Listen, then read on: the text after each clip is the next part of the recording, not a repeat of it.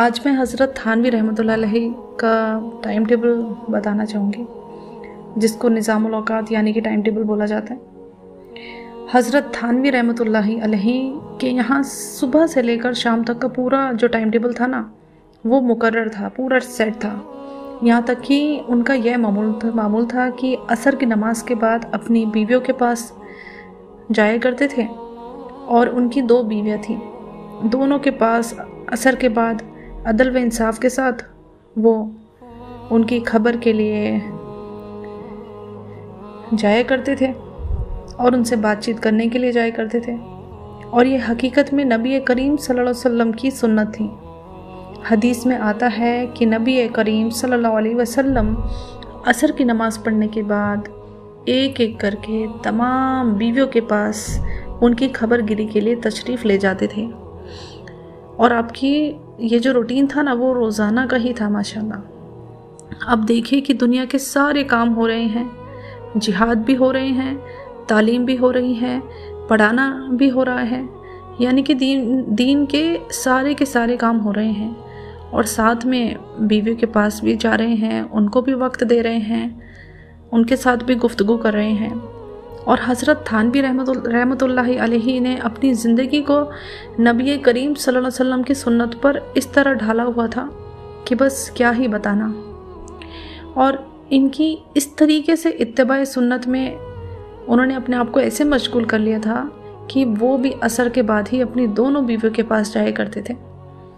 लेकिन वक्त मुकर्रर ही था, जैसे कि 15 मिनट एक बीवी के पास बैठ गए और 15 मिनट दूसरी बीवी के पास बैठेंगे। हालांकि हज़रत थानवी रहमतुल्लाह अलैहि जो थे, घड़ी देखकर ना जाया करते थे। अंदर एंट्री भी ऐसे किया करते थे कि वो घड़ी देखते थे, और जब बाहर निकलते थे ना, तब भी वो घड़ी को ही देखते थे। ऐसा नहीं होता था कि 15 मिनट की जगह उन्होंने 16 मिनट एक बीवी के यहाँ वक्त लगा दिया, या फिर 14 मिनट 1 मिनट कम या 1 मिनट ज़्यादा कर दिया, बल्कि एग्जैक्टली 15 मिनट ही दिया करते थे। इस तरह का इंसाफ व अदल होता था। तो अपने वक्त की इस तरह कदर करते थे, एक एक मिनट की, एक एक सेकंड की पूरा का पूरा हिसाब रखा करते थे कि कैसे खर्च किया, कहाँ पर खर्च किया। तो समझाने का असल मकसद यही है कि ये जो वक्त दिया हुआ है ना हमें अल्लाह ताला ने, ये एक बहुत ही बड़ी नेमत है। इसको हमें ज़ाया नहीं करना चाहिए। अल्लाह ताला ने यह इतनी ज़बरदस्त दौलत दी है हमें कि इसका एक एक लम्हा कीमती है। और ये दौलत जो है ना, जा रही है, और ये जैसे एक बर्फ़ पिघलती है ना, उस तरीके से ये मेल्ट हो रही है। तो हमको अपनी जो ज़िंदगी का है, सारे मामलात को सेट करते हुए अपना यकीनन निज़ामुल औक़ात यानी कि हमें टाइम टेबल बना लेना चाहिए। अपनी ज़िंदगी को एक अच्छे ट्रैक पर लाएं, हम अल्लाह ताला से अपने मामलात को ठीक करें। और जैसे कि यहाँ पर आज मैंने आपको एक छोटा सा एग्ज़ाम्पल दिया है, इसको यकीनन एक मुख्तसर तरीके से ही समझाया है कि जैसे कि हज़रत थानवी रहमतुल्लाह अलैहि थे, तो हमें चंद बातें जो मतलब यहाँ पर पेश आई हैं, इससे हमें मालूम होता है कि जो टाइम टेबल बनाना है ना, वो कितनी अच्छी चीज़ है और कितनी बेहतरीन बात है कि हम टाइम टेबल के हिसाब से अपनी ज़िंदगी भी चलाएं। यकीनन बहुत ही इससे बेनिफिट होता है।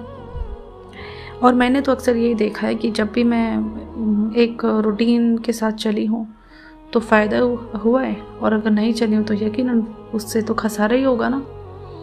तो सब कुछ बेशक, जैसे कि हमें चाहे वो टाइम टेबल हो, चाहे वो कुछ भी चीज़ हो दुनिया की, तो हमें मांगना सिर्फ अल्लाह ताला से ही है, क्योंकि अल्लाह ताला ही है जो हमारी दुआओं को सुनते हैं। और ये अल्लाह ताला की ही मर्ज़ी है जो हमें, जो ये टाइम टेबल है ना, ये बनाने की हमें तौफीक मिल जाएगी, और उस पर चलने की, उस पर अमल करने की कुछ भी चीज़ मुश्किल नहीं है।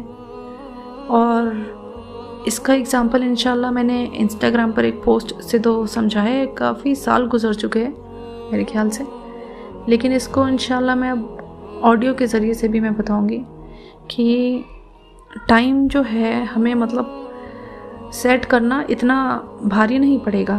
और क्यों नहीं पड़ेगा वो इंशाल्लाह मैं आगे एक नए बयान में, एक नई शॉर्ट क्लिप में मैं इसको समझाऊंगी। फ़िलहाल तो बस यही था। अल्लाह ताला में नेक हिदायत दे, अल्लाह ताला में दीन के सीधे रास्ते पर चलाए, और अल्लाह ताला हमें ना इखलास अता करे, और अल्लाह ताला हमको मकबूलियत अता करे।